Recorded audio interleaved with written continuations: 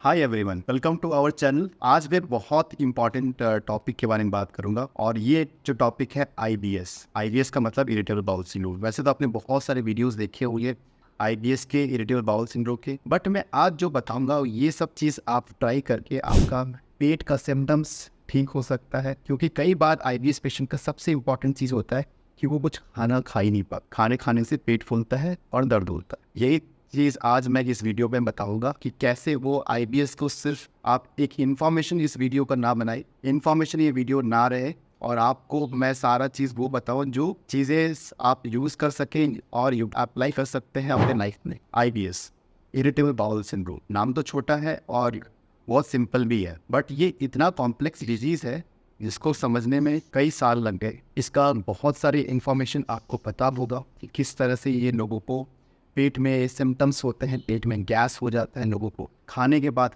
खासकर पेट में gas, bloating, पेट में दर्द, मरोड़पन, अच्छा नहीं लगना, दिन भर सर दर्द हो जाना, कई लोग को कॉन्स्टिपेशन होता है तो कुछ लोगों को डायरिया भी होता है। ऐसा क्यों होता है? आईबीएस इसको कहते हैं इरिटेबल बाउल सिंड्रोम। इसको मैं एज ए डॉक्टर मैं ये समझता हूँ, जब मैं कंपेयर करता हूँ, इरिटेबल बाउल सिंड्रोम इस तरह का एक पर्सनैलिटी होती है जो आपका गट जो है it is as similar to a person. जैसे कभी आपने घर पे देखा हो परेशान है या कभी मायूस है या आपका कंपनी में जहाँ पर आप जॉब करते हैं उस दिन शायद हो सकता है कि वो परेशान हो। आप जैसे उनसे बात करने गए तो बड़ा इरिटेबल होगा वो। उसी तरह से आपका गट भी बिहेव करता है because your gut has become more sensitive. आपने कुछ भी खाना खाया और पेट में गैस बनना स्टार्ट हुआ because it is not able to accept जो भी आप खाना खा रहे हो।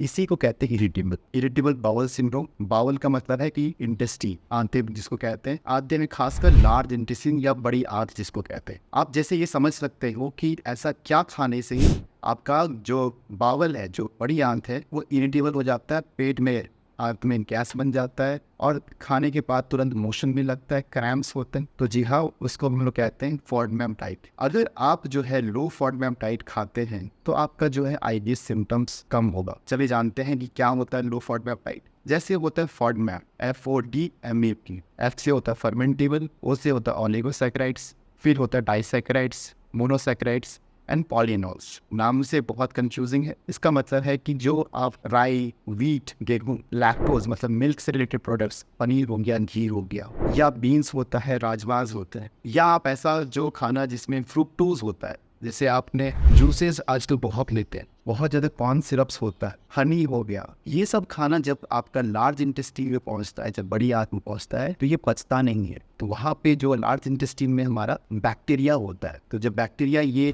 सब सब्सटेंसेस जब आते हैं पेट में, बड़ी आंत में, तो वो फर्मेंट होना स्टार्ट होता है, गैस बनना स्टार्ट होता है। अचानक से गैस बनने से ऐसा लगता है कि नीचे वाला भाग निकल सा गया है। कुछ लोगों को फुलनेस फीलिंग होती है, कुछ लोग इसको टाइटनेस कहते हैं, कुछ लोग कहते हैं कि भारीपन हो गया, अफारा सा बन रहा है, कुछ लोग ब्लोटिंग कहते हैं। जो भी कहें, बड़ा अनइजीनेस, डिस्कम्फर्ट भी होता है। लोग का दिन भर परेशान रहते हैं और मैं समझ सकता हूँ कि ऐसा डिस्कम्फर्ट, आपका जो दिनचर्या जो है, आपका मन नहीं लगता, आप काम करते हो तो मन नहीं लगता, दिन भर आपका पेट में फोकस रहता है। जब इस तरह का चीज़ें आईबीएस, जो आपका इस तरह का जब खाना खाने से पेट में गैस बन जाता है, तो एक मेंटल डिस्टर्बेंस भी होता है। इसीलिए आईबीएस पेशेंट्स को कई बार स्ट्रेस होता है और हम लोग कहते हैं कि गट ब्रेन एक्सिस डिस्टर्ब हो गया। आईबीएस जो होता है ये एक्चुअली जो देखा जाता है कि गट ब्रेन एक्सिस में अगर किसी का एबनॉर्मलिटीज है, बिकॉज बहुत इंपॉर्टेंट चीज़ है। हो सकता है ये जो पॉइंट मैं बताऊँ कुछ लोग को ना समझ पाए और इस वीडियो से वो चले जाए, बट मैं इंपॉर्टेंट चीज़ बताने वाला हूँ। शायद हो सकता है ये आप कभी ना सुने हो। जी हाँ, आईबीएस जो पेशेंट्स होते हैं ये कहते हैं गट ब्रेन एक्सिस जो है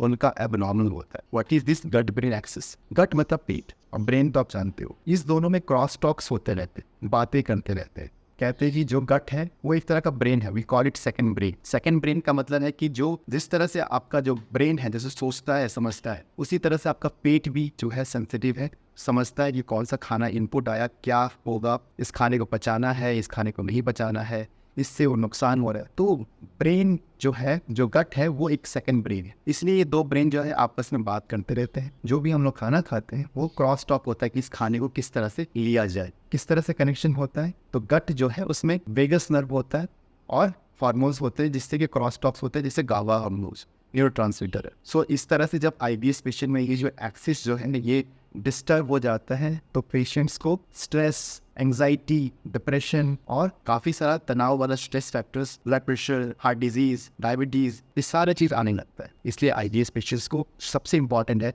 उनको एड्रेस करना। अब मैं नेक्स्ट वीडियो में बताऊंगा कि IBS पेशेंट जो यूजुअली बड़ा सिंपली लगता है कि IBS है, कुछ नहीं होगा, और वो पेशेंट भटकता रहता है एक गैस्ट्रोएंटरोलॉजिस्ट से दूसरा गैस्ट्रोएंटरोलॉजिस्ट, किस तरह से वो ठीक नहीं होता, क्या क्या चीज़ें हैं जो इसमें हमें करना चाहिए जिसमें हम IBS पेशेंट को पूरी कंप्लीटली ठीक कर सकते हैं। आज के लिए थैंक यू।